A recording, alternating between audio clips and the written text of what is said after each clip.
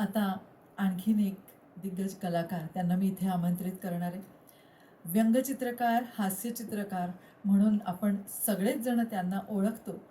पण त्यांची अजून एक ओळख म्हणजे ते ज्याला आपण कॉर्पोरेट ट्रेनर म्हणतो किंवा मोटिवेशनल स्पीकर, एक प्रेरक वक्ता अशा प्रकारे सतत कार्यरत असलेले, इंजिनिअरिंगमध्ये मास्टर्स आणि MBA केलेले आणि हे सगळं करताना अनेक पुस्तकांची निर्मिती केलेली. त्यातलं हास्य कॉर्नर हे आपल्याला थोडंसं ऐकून माहिती असलेलं पुस्तक, कारण ते त्यांनी काढलेली 60,000 हास्यचित्र, व्यंगचित्र प्रकाशित झालेली आहेत. आणि हे सगळं करताना त्यांच्या त्या हास्य कॉर्नरला बाळासाहेब ठाकरेंचा आशीर्वाद आणि माधव गडकरींची प्रस्तावना लाभलेली होती. अशी अनेक पुस्तकांचे लेखक असे विवेक मेहत्रे आवर्जून या कार्यक्रमासाठी गोव्यामध्ये आलेले आहेत.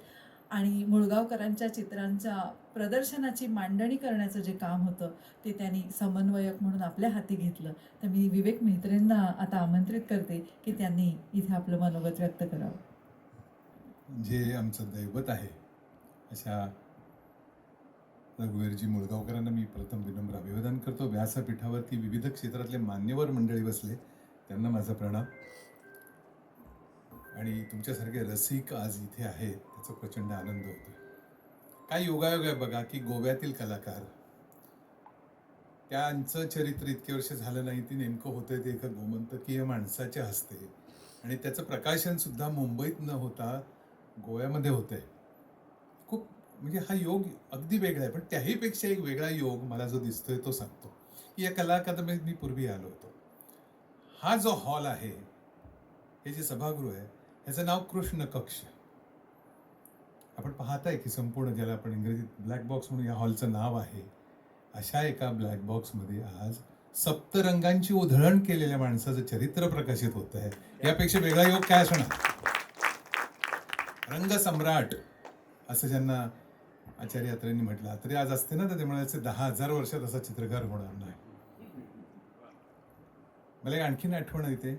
माझ्या लहानपणापासून मी आमच्या आजोबांनी त्यांच्या घरात, माझ्या अनेक नातेवाईकांच्या घरात अनेक चित्र असायची. म्हणजे दत्ताचं असायचं, सरस्वतीचं असायचं, काही चित्र तर पोरवाल आणि जाईका जळे यांच्या कॅलेंडरशी फ्रेम केलेली असायची. आज आपल्या घरामध्ये देवादिकांची चित्र कदाचित इंटेरियर डेकोरेटरच्या हट्टापायी दिसत नाहीत, पण माझं बालपण समृद्ध झालं ज्या चित्रांमुळे, त्या चित्राखाली एक सही मला दिसायची.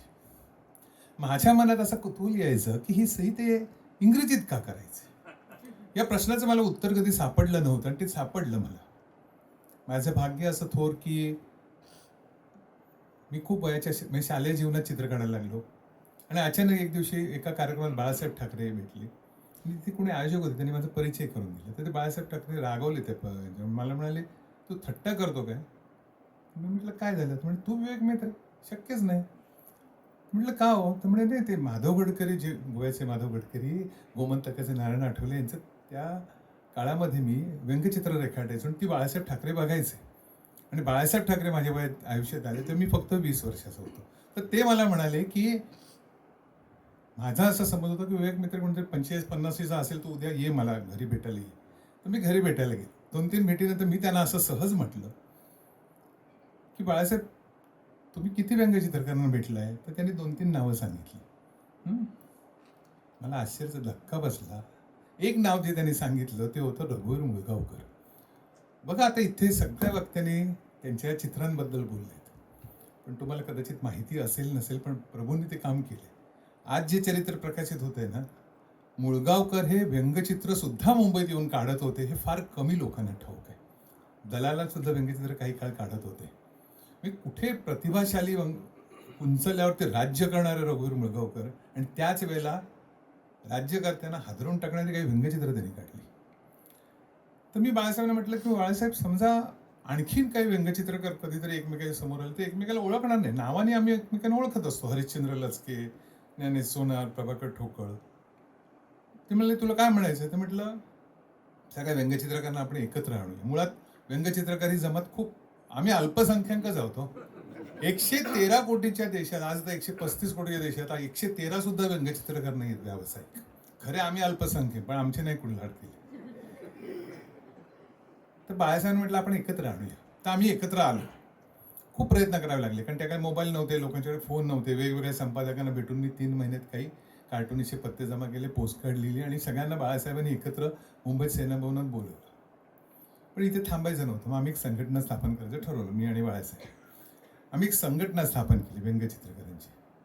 तर नाव काय द्यायचं असा आमचा प्रश्न पडला. तर बाळासाहेब म्हणाले, मुळगावकरांचा आदर्श ठेवा. म्हटलं म्हणजे? त्यामुळे मराठी नाव द्यायचं नाही. आम्ही संघटनेला नाव दिलं कार्टुनिस्ट कंबाईन. बघा, जे बाळासाहेब ठाकरे मराठीचा आग्रह धरणारे, मुंबईमध्ये मराठी हवी म्हणणारे, त्यांनी संस्थेला नाव दिलं कार्टुनिस्ट कंबाईन. म्हटलं का? म्हणाले, बघा मुळगावकरांची सही बघा. चित्र जगभर कुठेही गेलं ना तर चित्रकार कोण हे जर मराठीत लिहिलं तर कळणार नाही. काय दूरदृष्टी आहे म्हटलं. बापरे, खरी गोष्ट आहे. समजा एखाद्या जपानी चित्रकारांनी किंवा एखाद्या ज्यू चित्रकारांनी चित्र काढलं आणि तिने त्याच्या भाषेत सही केली, आपण वाचू शकू का? नाही वाचणार. पण मुळगावकरांची चित्र आज जगभर आहेत. किंबहुना मुळगावकरांची मूळ चित्र, मी परत परत म्हणतोय, मूळ चित्र जी त्यांनी रेखाटलेले ओरिजिनल्स आज ज्यांच्या घरात आहेत ते एकत्र करणं तर कठीणच आहे, कारण आम्हाला अनेक माहितीच नाहीत. आज इथे 2 संग्राहक आहेत की आमचं भाग्य की त्यांच्याकडे चित्र तरी आहेत. पण अशी हजारो चित्र, असं म्हटलं जातं की 14,000 ते 17,000 चित्र त्यांनी रेखाटलेली आहेत. ती ज्यांच्या घरात आहेत ना ते खरे आज समृद्ध आहेत. पण त्यांच्या पुढच्या वारसदारांनी ती चित्र जपली पाहिजे. हे डॉक्युमेंटेशन होणं इतकं महत्वाचं होतं ना, की जेव्हा ह्या पुस्तकाची तयारी करण्यासाठी प्रचंड कष्ट लेखकांना झालेत. इथे पुष्पराज पोपकर बसलेले आहेत, आमचे हेमंत रायकर आहेत. चित्र सहज मिळाली नाहीत. आज इंटरनेटवरती जी चित्र काही ज्या कोणांनी टाकली, त्यांनी काही इतरांची चित्र सुद्धा मुळगावकरांची चित्र म्हणून तिथे अपलोड केली. ती खरं नाहीये. आणि म्हणून याचसाठी आमचा आता प्रयत्न असा राहणार आहे. आज ह्या इंटरनेटचा जमाना आहे. मुळगावकरांची खरी चित्र, मुळगावकरांचा इतिहास, मुळगावकरांच्या बाबतीत डॉक्युमेंटेशन हे लवकरच इंटरनेटवरती www.rangasambrat.com या नावाने येणार आहे. हे जगभर जाणं महत्वाचं आहे. मी तर हेमंत रायकरांना त्यांच्या मागे लागलेलो आहे.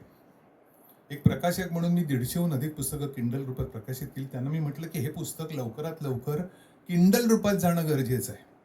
कारण ते गोव्यात प्रकाशित झालं, मुंबईत समजा वितरण झालं, तरी जगभरात आज मुळगावकरांचे जे रसिक आहेत ना, ते आज जगभरामध्ये आपापल्या मुलीकडे किंवा सुनांकडे, जावयांकडे राहतात, जे जगात वेगवेगळ्या देशांमध्ये पसरलेले आहेत. ते गोव्यात येऊन पुस्तक नाही घेऊ शकणार. पण त्यांच्या मनामध्ये, त्यांच्या हृदयांमध्ये रघुवीर मुळगावकर, त्यांची सही, त्यांची चित्र हे अजरामर रूपात आहेत. त्यांच्यापर्यंत जर हे पुस्तक पोहोचवायचं असेल तर माध्यम बदलायला हवंय. आजचं जे माध्यम आहे, तुमच्या आमच्या हातात जो मोबाईल आहे, या मोबाईलवरती ई-बुक फक्त 20 सेकंदात डाउनलोड होतं.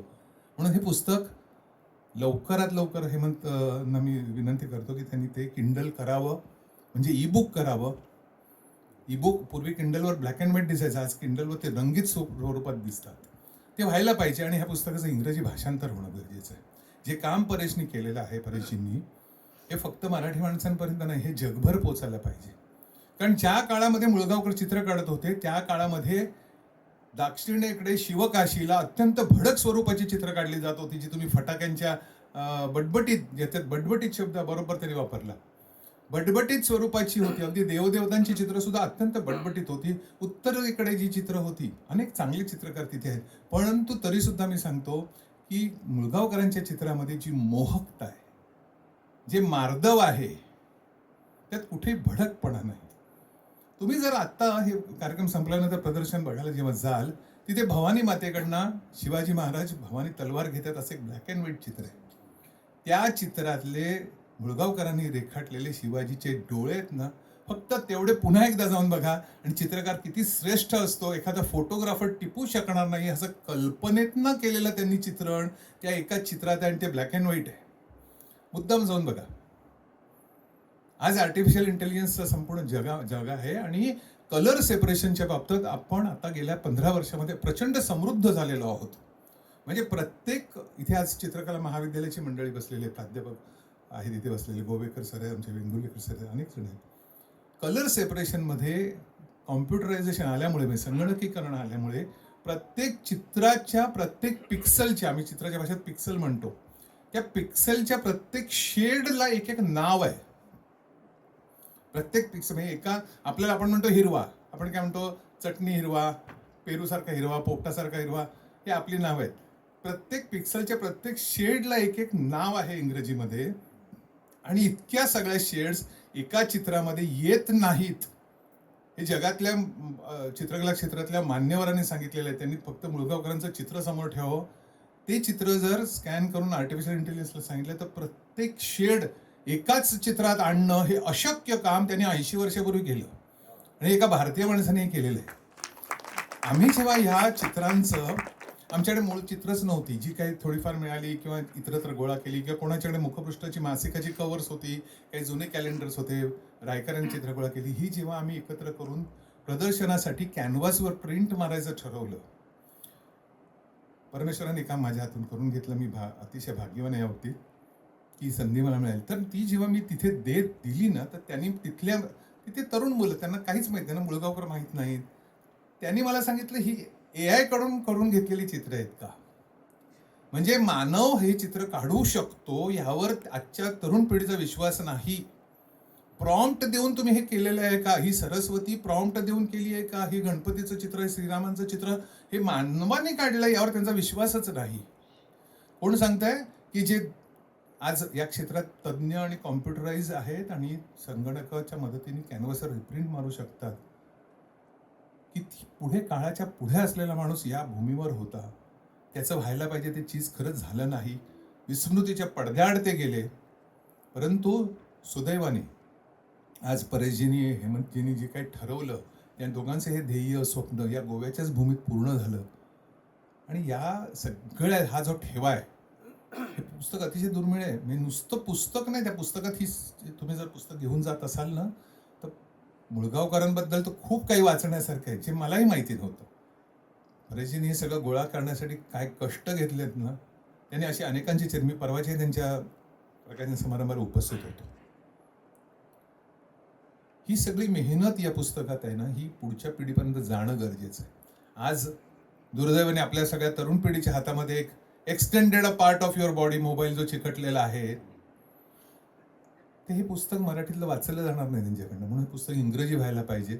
आणि जी जी महाविद्यालय, त्या सगळ्या कला महाविद्यालयांमध्ये जर हे पुस्तक पोहोचेल, तर तिथल्या म्हणजे पुढच्या येणाऱ्या स्टुडंटना कळेल की मी दैवत हा शब्द का वापरतोय. या जगामध्ये अशी पद्धतच आहे, चांगलं काम करणाऱ्यावर टीकाच होते. पिकासो ग्रेट होते, हरकत नाही, एम ए हुसेन ग्रेट होते, हरकत नाही, परंतु वास्तववादी जेव्हा काहीतरी असतं ना, ते जनतेमध्ये जाऊन भिडतं. व्ही शांताराम, दादा कोंडके, राज कपूर यांच्या चित्रपटांवर कायम समीक्षकांनी टीका केली, पण तेच टिकून राहिले आहेत, समीक्षक नाही टिकून राहिले.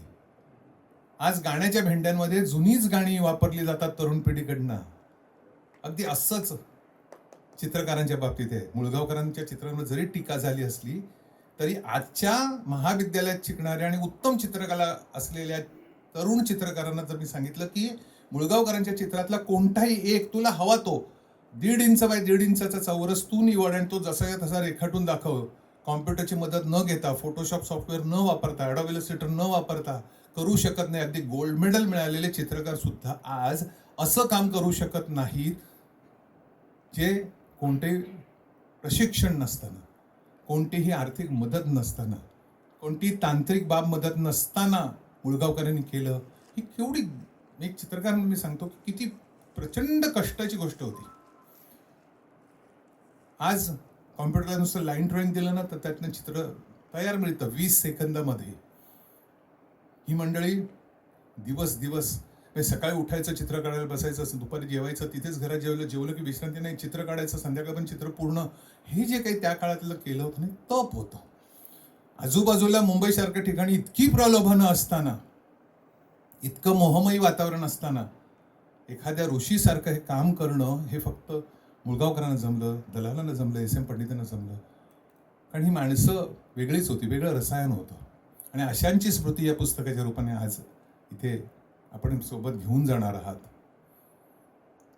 मला तर असं वाटतं की या पुस्तकाच्या पुढच्या आवृत्तींमध्ये तुमच्यासारख्या रसिकांकडनं आणखीन त्यात मोलाची भर मिळावी, ज्याला आम्ही हल्लीच्या भाषेत म्हणतो इनपुट मिळावेत. कोणाकडे घरी चित्र असेल, कोणाच्या नातेवाईकाकडे चित्र असेल, तर अवश्य प्रकाशक किंवा लेखकाशी संपर्क साधा. आम्ही एक वेबसाईट करतो, तिथेही ते आवाहन करणार आहोत आम्ही की जगात जिथे जिथे कुठे मुळगावकरांची चित्र असतील तर त्याची आम्हाला निदान एक फोटोकॉपी तरी मिळावी किंवा निदान मोबाईलवरनं कुणीतरी ते पाठवावं. आणि हे काम तुम्ही करू शकता. हा एक मेसेज देण्यासाठीच केवळ मी इथे उभा आहे. इतक्या मोठ्या चित्रकाराचं नाव, इतक्या मोठ्या चित्रकाराची कला ही या पृथ्वीवरती टिकून राहणं गरजेचं आहे. आणि त्यातलं एक खारीचा वाटा आज आजच्या प्रकाशकांनी उचललेला आहे. प्रकाशक आणि लेखक यांचं पुन्हा एकदा मी मनापासून अभिनंदन करतो, त्यांना धन्यवाद देतो. आणि आज इथे आमचे मित्र दाभोळकर जी आहेत, त्यांची चित्र जगभरात अनेकांच्या घरामध्ये गणपती आहेत. मी मगाशी त्याविषयी त्यांच्याशी बोललो. तर चित्रकार हा परमेश्वराचं वरदान मिळालेला माणूस असतो आणि तो त्याच्यावरचं हे पुस्तक प्रकाशित होतं आहे. त्याच्या चित्राच्या सजावटीचं थोडंफार मला एक संधी मिळाली आणि मला इथे बोलण्यासाठी मला संधी दिली. त्याबद्दल मी आयोजक, गोवा कला अकादमी गोवा आणि लेखक प्रकाशक या दोघांचेही आभार मानतो. आपण मला ऐकून घेतलं त्याबद्दल मी तुमचंही मनापासून ऋणी आहे. धन्यवाद. या पुस्तकाला यश मिळणार हे अगदी खात्रीने मी तुम्हाला सांगतो. परंतु कोणाला भेट द्यायची असेल, तुम्हाला आपल्या नातवंडांना दाखवायचं असेल की महान चित्रकार कसे असतात, तर अवश्य या पुस्तकाची प्रत घेऊन जा. कारण मला असं वाटत नाही या पुस्तकाची पहिली आवृत्ती तर लगेच संपणारच आहे, पण पुढच्या आवृत्त्या त्या लवकरात लवकर याव्यात, त्या अन्य भाषेमध्ये याव्यात, यासाठी सुद्धा लेखक आणि प्रकाशकांना जी काही मदत लागेल ती मी करेन. नमस्कार. जय हिंद. जय